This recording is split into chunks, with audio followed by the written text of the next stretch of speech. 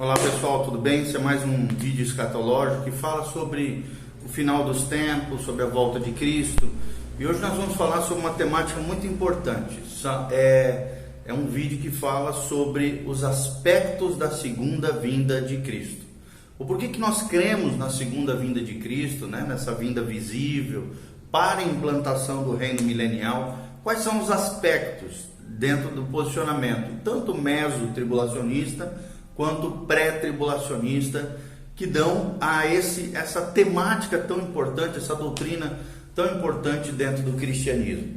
Então nós vamos ver o porquê desse posicionamento, deixando bem claro aqui que o nosso posicionamento é pré-milenar e pré-tribulacionismo, ou seja, nós cremos que o arrebatamento da igreja é uma coisa e a segunda vinda, que é a vinda visível de Cristo em glória com seus anjos e a igreja para a implantação do reino milenial, são dois eventos distintos e não a mesma coisa, como muitos amilenistas assim acreditam, tá bom? Então vamos falar e tocar um pouquinho sobre esse assunto. Quais são as observações importantes com relação à segunda vinda de Cristo? Então nós já falamos várias coisas sobre esse assunto, mas aqui trazendo de maneira bem objetiva, sucinta. Não se pode, claro, considerar de demasiada importância atribuída a essa doutrina cristã, que é a doutrina do segundo advento do Senhor Jesus Cristo. Schaeffer, um dos grandes teólogos, estudiosos nessa área do Apocalipse, da escatologia, nos diz sobre a doutrina do segundo advento. Ele nos diz o seguinte: o tema geral concernente ao retorno de Cristo tem a rara distinção de ser a primeira profecia pronunciada pelo homem, está lá em Judas 14 e 15, e a última mensagem do Cristo exaltado, bem como a última palavra da Bíblia, lá em Apocalipse 22, 20 a 21. Então, da mesma forma, o tema da segunda vinda de Cristo é singular pelo fato de ocupar grande parte do texto das Escrituras, mais do que qualquer outro tópico, e ser também um tema distinto da profecia no Antigo e no Novo Testamento. Então, na verdade, todas as outras profecias contribuem para o grande final do cenário profético completo desse acontecimento, que é chamado de a segunda vinda de Cristo. Tá? Quem falou isso foi Schaeffer. E pensando um pouquinho no que Schaeffer disse, no que diz respeito à segunda vinda, certos fatos podem ser então ressaltados. É o que nós vamos trazer aqui para vocês.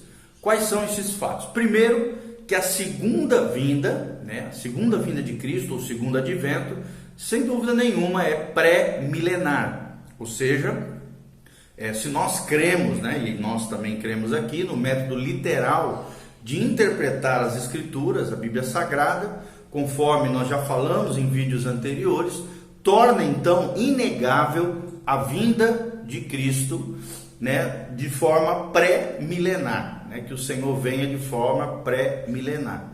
Ou seja, a segunda observação que nós trazemos aqui para vocês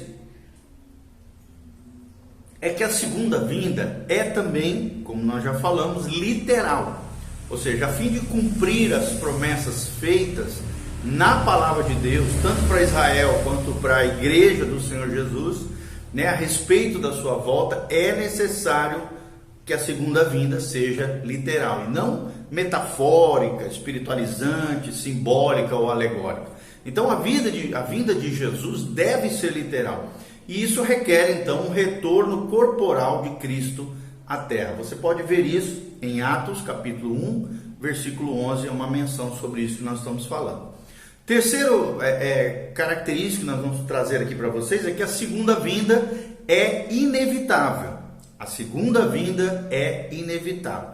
Ou seja, o grande grupo de profecias que ainda não foram cumpridas toma a segunda vinda absolutamente então, ou torna aqui a segunda vinda como inevitável, tá bom?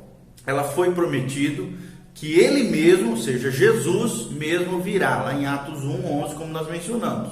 A Bíblia fala em João 5:28 que os mortos ouvirão a sua voz. Lá em Lucas 12:37, a Bíblia Sagrada diz que ele ministrará aos seus servos vigilantes. Em Atos 1:11, a Bíblia Sagrada diz que ele voltará a este mundo. Também em Zacarias 14:4 fala que ao mesmo Monte das Oliveiras ele voltará de onde ele ascendeu, ou seja, da mesma maneira que Jesus ascendeu do Monte das Oliveiras, ele descerá também em grande glória e graça, conforme Zacarias 14:4. A Bíblia também fala em 2 Tessalonicenses 1:8 que ele virá em chama de fogo. Também em Mateus 24:30, a Bíblia Sagrada diz que nas nuvens do céu, com grande poder e glória, ele retornará. Também tem essa menção em 1 Pedro 1:7. Também tem uma outra menção muito importante lá no livro de Jó, no Antigo Testamento, 19:25. A Bíblia diz que ele se levantará sobre a terra. Aqui uma menção messiânica também. Lá em 1 Tessalonicenses 3:13, a Bíblia Sagrada diz que seus santos, ou seja, a igreja, o seu povo, virão com ele em glória. Também está lá em Judas 14. Em Apocalipse 1:7, a Bíblia Sagrada menciona que todo olho o verá. Ou seja, verá quem? A Cristo retornando em glória no segundo advento. A Bíblia também fala em 2 Tessalonicenses 2:8 que ele, ou seja, Jesus, destruirá o anticristo com a sua palavra poderosa. Ele também, Cristo aqui, se assentará no seu trono, conforme diz Mateus 25:31 e Apocalipse 5:13. Todas as nações serão reunidas perante ele para serem julgados, e esse fato é relatado em Mateus 25:32. Ele também terá o trono de Davi, para que se cumpra a aliança davídica. Está lá em Isaías 9:6 e 7. E Lucas também 1:32 e Ezequiel 21:25 menciona isso. Ou seja, esse trono, o trono de Davi, será obviamente sobre a terra, conforme relata Jeremias 23:5. Ele terá também um reino sempre eterno, conforme Daniel 7:13 e 14. E reinará sobre todos os seus santos, conforme Daniel 7:18 a 27. E Apocalipse 5:10 também. A Bíblia diz que todos os reis e nações o servirão. Está lá no Salmo 72:11. Os reinos desse mundo também se tornarão o seu reino, diz a palavra de Deus. Em Zacarias 9:10. Apocalipse 11:15 diz que a ele correrão todos os povos da terra. Gênesis 49:10 também tem essa profecia messiânica. A Bíblia diz em Isaías 45:23 que todo joelho se dobrará diante dele. Está lá em Isaías 45:23. A Bíblia Sagrada também diz que as nações subirão para adorar o rei. Está lá em Zacarias 14:16 e Salmo 86, versículo 9. A Bíblia Sagrada também diz que ele edificará Sião, ou seja, reconstruirá Sião. Olha que coisa tremenda. Está lá no Salmo 102:16. A Bíblia Sagrada também diz que o seu trono será em Jerusalém, a partir de Jerusalém, na cidade de Davi. Está lá em Jeremias 3:17 e Isaías 33:20. A Bíblia também diz que os apóstolos se assentarão em 12 tronos para julgar as 12 tribos de Israel, conforme relata o Evangelho de Mateus 19:28 e Lucas 22:28 a 30. A Bíblia Sagrada também diz que ele, Jesus Cristo, governará todas as nações. Está lá no Salmo 2, versículo 8 e 9.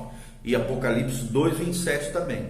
A Bíblia Sagrada menciona que ele, Jesus de Nazaré, reinará em juízo e justiça, conforme o Salmo 9, versículo 7 menciona isso. A Bíblia Sagrada também fala que o templo em Jerusalém será reconstruído. Está lá em Ezequiel 40 a 48, do capítulo 40 ao capítulo 48. Tem essa menção profética da reconstrução, do templo de Deus, do templo, do santuário de Deus. Também a Bíblia diz que a glória do Senhor entrará nesse templo, conforme Ezequiel 43, 2 a 5. A Bíblia também fala que a glória do Senhor será revelada, lá em Isaías 40, versículo 5. A Bíblia Sagrada também menciona que o deserto se transformará em pomar, lá em Isaías 32, 15. É claro que a gente sabe que em parte isso já está acontecendo, pelo povo judeu, lá na terra da Palestina. O judeu, como ele é muito inteligente, tem alta tecnologia, as mentes mais brilhantes da terra, através dos kibbutz, que a gente sabe, eles já estão em parte transformando o deserto, né, em pomar, através dos kibbutz lá, mas vai ser uma dimensão plena de toda a terra, que hoje é deserta, na sua grande maioria, vai se transformar num grande pomar, conforme Isaías 32:15. A Bíblia Sagrada também fala que o deserto florescerá como a rosa, lá em Isaías 35:1 e 2. A Bíblia Sagrada diz em Isaías 11:10 que a glória, ou seja, a glória lhe será morada. A própria glória de Deus vai revestir toda a terra, né, do Senhor Jesus Cristo. E todo o plano de aliança com Israel, que ainda não se cumpriu, torna obrigatório, gente, preste atenção, a segunda vinda do Messias a essa terra. Ou seja, só para nós recapitularmos, a igreja será arrebatada, levada aos céus durante 7 anos proféticos. Na terra, dentro desses 7 anos, vai estar acontecendo o princípio de dores, 3 anos e meio, e a grande tribulação, num período total chamado a 70ª semana de Daniel, ou a semana 70, ou a tribulação ou período tribulacional, que é a mesma coisa. No céu, nesses 7 anos, vai ter o tribunal de Cristo e as bodas do Cordeiro. Ao final desses 7 anos, Cristo com a sua igreja, que é a sua noiva adornada, né, já recompensada com seus galardões, com adoração, com essa grande festa no céu, descerá em glória no segundo advento de Cristo, a volta visível de Jesus, vencerá o anticristo com seus exércitos que virão contra ele a partir da terra ali de Israel e serão derrotados de maneira poderosa através do Filho do Homem, ou seja, Jesus Cristo irá derrotá-los e lançar a besta, o falso profeta, e vai prender Satanás por 1000 anos e implantar o reino milenial sobre a terra, ok? Então é muito importante a gente entender, é necessário o cumprimento, o princípio do cumprimento literal, para que esse retorno de Cristo seja essencial, pessoal, e as alianças de Deus, que são eternas com o povo de Israel, se concretizem sobre a terra nesse período chamado milênio ou reino milenial, ok? Outro quarto destaque que nós trazemos aqui é que a segunda vinda de Cristo será visível, ou seja, várias referências bíblicas reforçam o fato de que a segunda vinda de Jesus será uma manifestação do Filho de Deus a essa terra. Está lá em Atos 1:11, Apocalipse 1:7, Mateus 24:30 menciona isso. Então, assim como o Filho foi publicamente repudiado e rejeitado quando ele veio a primeira vez, se fez homem, habitou entre nós, né? Lá Filipenses 2:5, ele será publicamente apresentado por Deus nessa segunda vinda gloriosa para a implantação desse reino milenial. Então essa vinda, a segunda vinda de Cristo, estará associada à visível manifestação da glória do Pai no Filho, conforme Mateus 16:27 e Mateus 25:31. Pois no término desse juízo e na manifestação da soberania, Deus será glorificado, conforme nos afirma Apocalipse 14:7, Apocalipse 18, versículo 1 e Apocalipse 19, também versículo 1. Outro destaque muito importante que nós trazemos aqui para você, caro estudioso da escatologia, são as exortações práticas decorrentes da segunda vinda. Ou seja, as escrituras fazem amplo uso da doutrina da segunda vinda de Cristo como um princípio exortativo a todas as pessoas. Ela é usada como, por exemplo, uma exortação à vigilância. Está lá em Mateus 24, 42 a 44. Marcos 12, 32 e 37. Apocalipse 16, 15. Também é uma exortação à sobriedade. Está lá em 1 Tessalonicenses 5, de 2 a 6. 1 Pedro 1, 13. 1 Pedro 4, 7. 1 Pedro 5, 8.